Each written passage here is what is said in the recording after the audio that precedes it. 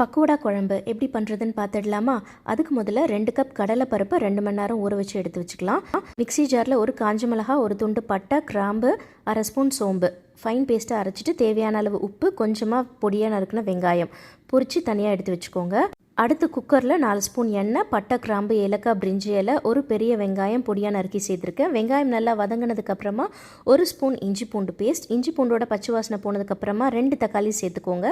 தக்காளி நல்லா மசிஞ்சதுக்கப்புறமா தேவையான அளவு உப்பு, 1/2 ஸ்பூன் மஞ்சள் தூள், 2 ஸ்பூன் குழம்பு மிளகாய் தூள், 1/2 ஸ்பூன் காஷ்மீரி மிளகாய் தூள் சேர்த்துட்டு கொஞ்சமாக தண்ணி சேர்த்து மசாலாவோட பச்சை வாசனை போகிற அளவுக்கு கொதிச்சு வரட்டும்.